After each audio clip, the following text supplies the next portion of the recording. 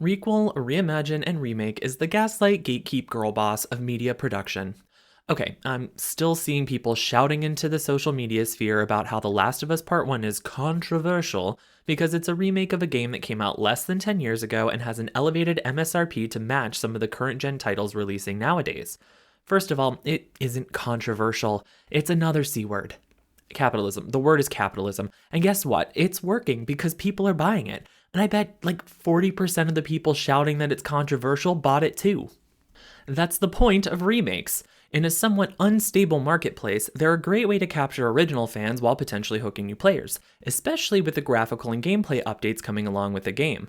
I'd argue the most interesting thing about the game, though, isn't its price point, graphics, or gameplay updates, though it did get the same accessibility treatment that Part 2 had, and since Part 2 was already considered one of the most accessible games to folks with disabilities, it is a step in the right direction. But back to my original point. This remake, which is, as far as I can tell, a shot-for-shot remake, exists for purely marketing purposes.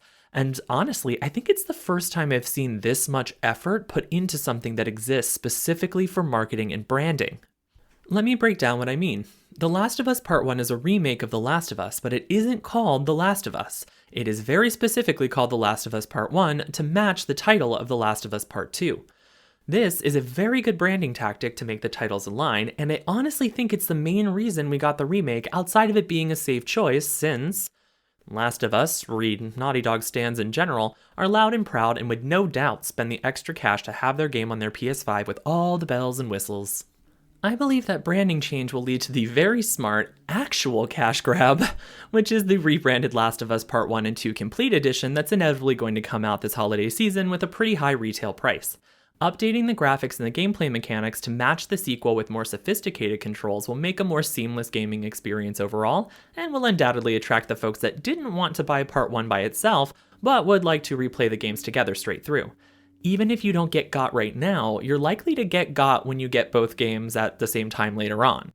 PS5s are still somewhat difficult to get your hands on. I see people making Tumblr, Twitter, and Instagram posts about finally getting a PS5. I do feel like this has been going on the entire life cycle of the console, which is still kind of hilarious to me. But people getting their PS5 for the first time are likely going to reach for games that push the console to its limits to truly enjoy everything that comes with a generational leap. The Last of Us Part 1 is one of those games, and since it's first party, it's a win-win on word-of-mouth marketing for both Sony and Naughty Dog. On top of that, Naughty Dog's release cycles are usually slow because their games are large and intricate. This helps bridge the gap on content until their next announcement or release. It's also coming out at the same time that a bunch of new images for the television show are being released, which is obviously coincidental. It's a great pitch for people to watch the show, and it works as a cross-marketing campaign. There is crossover between markets for people that watch TV and play video games, and folks that love The Last of Us will want to play through the game before the show comes out so that they can catch all the Easter eggs. But like all Venn diagrams, there are some users that only watch TV or only play video games. With a game re-released and updated for current consoles, there's even the possibility for that cross-media pollination? Technical term there, folks.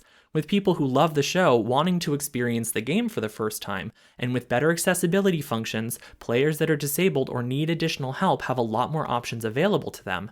And players of the game are more likely to go and watch the television show because they're seeing a bunch of promotion for one of their favorite games turning live action, possibly netting Naughty Dog extra viewers from people that might not normally be watching television. Now, remakes, reimaginings, and requels aren't going anywhere. But The Last of Us Part 1 is pretty much a shot-for-shot remake, which is a bold choice. A rarity in media because of the immediacy of the been-there-done-that feel. It's literally the same content, just reshot with different actors, or I guess re-graphics in this case. While some shot-for-shot material can be successful, like comics and manga being made into series, live-action shows, and movies, those usually utilize some panels as scenes to get folks hyped, true shot-for-shot material is few and far between. The biggest examples I can think of are Funny Games, which was at least remade 10 years after the original, and the remake of Psycho. Both were met with very mixed reviews, the biggest question being, what's the point? What do we gain from the same material? And the truth is, very little. Hell, even Gus Van Zant's tried to say that, his Psycho remake was an experiment to question the validity of shot-for-shot remakes, but people didn't really buy that. Remakes are successful when they take advantage of new technology to build on and make it better, not just rehash. That's why I think the Resident Evil 2 remake was great, but remakes of many old horror films just don't work. Resident Evil 2 utilized new graphics, lighting, sound designs, and story beats. Horror remakes often just up the gore and remove social subtext because they misinterpret what keeps people coming back. When it comes to remakes, The Last of Us Part 1 kind of exists all on its own.